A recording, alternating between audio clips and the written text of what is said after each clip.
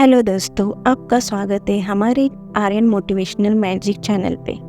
आज मैं आपको रियल स्टोरी बताने वाली हूँ विल्मा गोल्डियन रुडोल्फ के बारे में। आप लोगों ने ये नाम तो सुना ही होगा।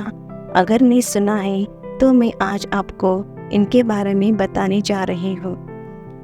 विलक्षण प्रतिभा से संपन्न विल्मा गोल्डियन रुडोल्फ एक ऐसा व्यक्तित्व है जिन्होंने यह सिद्ध कर दिया कि शारीरिक अपंगता उन्नति और विकास के मार्ग में बाधक नहीं है, बल्कि निराशा उन्नति का मार्ग बंद कर देती है। जब व्यक्ति साहस, परिश्रम, धैर्य तथा लगन से किसी कार्य को करने का संकल्प कर लेता है तो सफलता उसके कदम चूमती है। विल्मा रुडोल्फ का जन्म 23 जून 1940 को क्लार्क्सविले, टेनेसी, अमेरिका में हुआ था।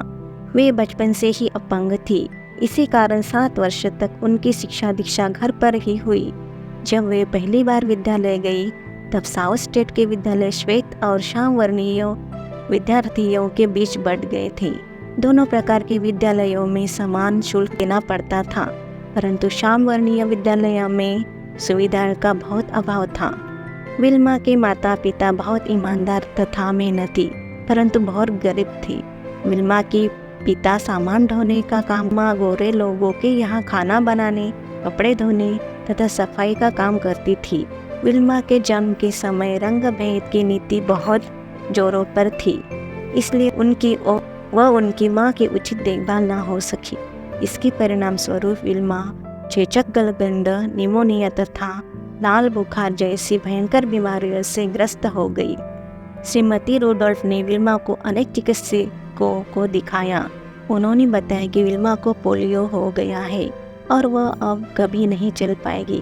इससे विल्मा के माता पिता को गहरा आघात लगा, परंतु उन्होंने हार नहीं मानी और वे विल्मा को 50 मील दूर एक अस्पताल लेकर गए। वहाँ उन्हें धातु से बनी टांग के सहारे चलना सिखाया गया। डॉक्टर ने श्रीमती रुडोल्फ को उनकी देखभाल तथा मालिश करने के तरीके भी सिखाए। उन्होंने विल्मा को सिखाया कि मनुष्य जो पाना चाहता है उसके लिए उसे सही तरह से परिश्रम करना पड़ता है। कुछ ही दिनों में विल्मा के मन में कुछ करने की लगन और सीखने की ललक पैदा होती चली गई और वे 12 वर्ष की अवस्था में बैसाखी योग या धातु की टांग के बिना सामान्य रूप से चलने लगी।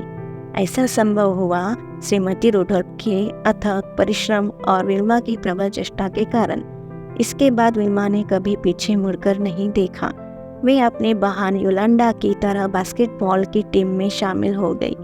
उनकी खेल प्रतिभा को देखकर हाई स्कूल की परीक्षा पास करने के उपरांत टेनेसी स्टेट की ओर से छात्रवृत्ति प्रदान की गई। तत्पश्चात विल्मा ने अपनी पढ़ाई को 1 वर्ष के लिए रोक दिया और अपना पूरा ध्यान अंतर्राष्ट्रीय स्तर के खेलों में लगा दिया। सारी बाधाओं को पीछे छोड़ते हुए विल्मा ने अपनी टीम को स्टेट चैंपियन का दर्जा दिलवाया। जब वे केवल 16 वर्ष की थी तो उन्होंने ओलंपिक खेल में कांस्य पदक पुरस्कार प्राप्त हुआ। सन 1960 में वे पहली अमेरिकन महिला बनी जिन्होंने ओलंपिक खेल में 3 स्वर्ण पदक जीते। इतना ही नहीं, उन्होंने एक समारोह आयोजित करवाया जिसमें रंग भेद के विरुद्ध लड़ने का निर्णय लिया। उनकी उपलब्धियों तथा योग्यता से प्रभावित होकर इन्हें विशेष अतिथि और कुशल वक्ता के रूप में विद्यालयों तथा विश्वविद्यालयों में भी आमंत्रण किया जाता था।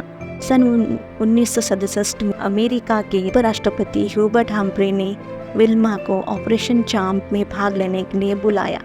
विल्मा ने विल्मा रुडोल्फ फाउंडेशन नाम की एक संस्था भी खोली जिसमें विभिन्न प्रकार के खेलों का मुफ्त प्रशिक्षण, पढ़ाई लिखाई एवं अन्य सुविधाएं दी जाती थी।